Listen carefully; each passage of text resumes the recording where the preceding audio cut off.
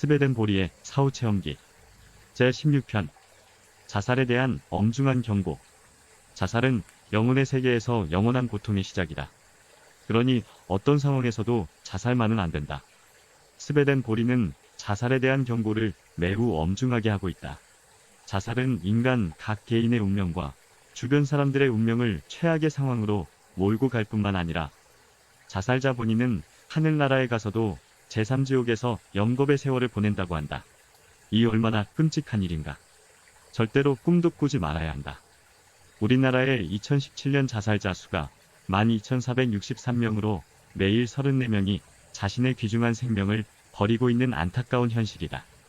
성별로는 남자가 8,922명이고 여자는 3,541명이었다. 남자가 여자보다 평균 2.5배가 높았다. 특별히 우려되는 것은 20, 30대에서는 사망 원인의 제1위가 자살이요 10대에서는 사망 원인 2위가 자살이라는 사실이다. 그리고 세계 12위의 경제대국인 우리나라가 경제개발협력기구 OECD 국가 중에 자살자 통계가 1위라는 것이다. 어쩌다가 우리나라가 이렇게 자살왕국이 되고 말았을까? 스베덴 보리는 자살에 대해 이렇게 말한다. 손쉽게 자기 목숨을 끊는 것은 본인의 무지 때문이다. 어느 누구도 자기 스스로 참 자아인 자기를 죽일 수 없다는 사실을 모르고 있기 때문이다. 자살 뒤에 그 영이 어떻게 되는지에 대해 조금이라도 안다면 세상 어느 누구도 자살하지 못할 것이다. 자살하면 그 순간 이 우주에서 깨끗이 소멸된다고 생각하지만 알고 보면 자살은 영원한 고통의 시작일 뿐이다. 아무튼 인간은 자기 스스로 절대 자신을 죽이면 안 된다. 오직 자기의 헛껍데기인 육신만 죽일 뿐이다. 그 뒤에 따라오는 하늘의 형벌은 상상을 초월한다. 자살하는 사람들의 공통된 생각이 있다. 그것은 내가 없어지면 조용해지고 모든 것이 정리되겠지 하는 단순한 자기만의 상상을 한다. 다시 말해서 자살자들은 자기 혼자만 죽으면 이 우주에서 완전히 없어지고 동시에 자기가 짊어지고 있는 문제, 고민, 슬픔도 모두 청산된다고 생각한다. 자살을 문제 해결의 최후 수단으로 여기는 것이다. 나 하나 없어지면 그만이지 뭐. 자살은 고달픈 인생의 최고 해결 방법이야. 이렇게 믿고 자살을 한다.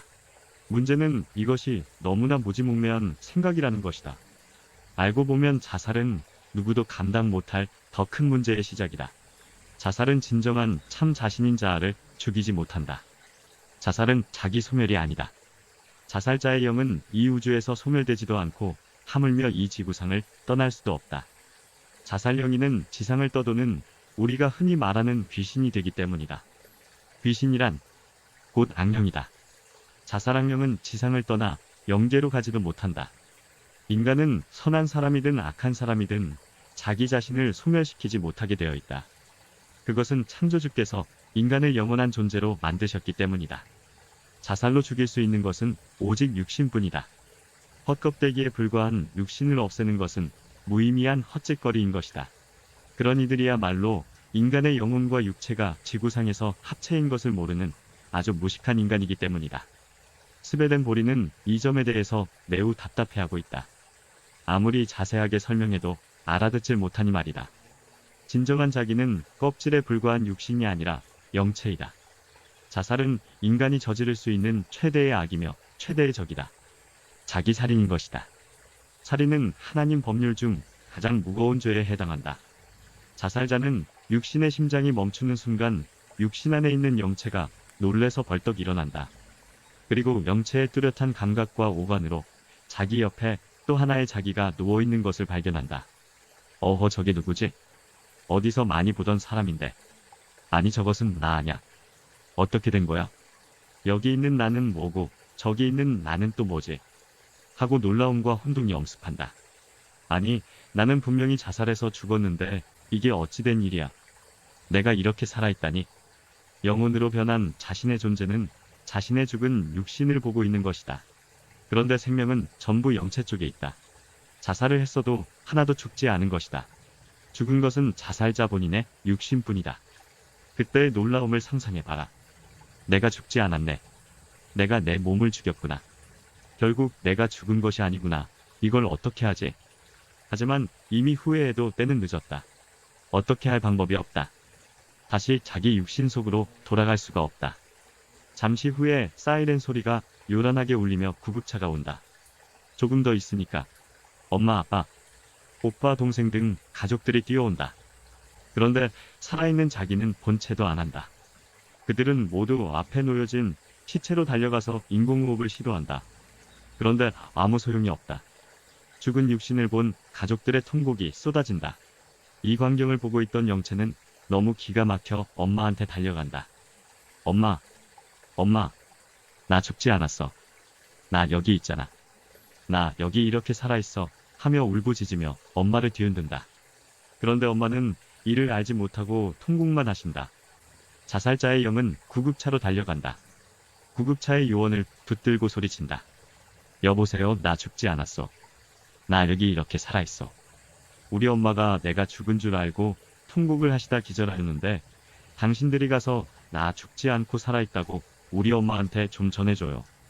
이거 참 미치겠네. 의료요원은 나의 절규를 전혀 듣지 못하고 싸늘하게 식은 나의 시체를 싣고 어디론가 떠난다.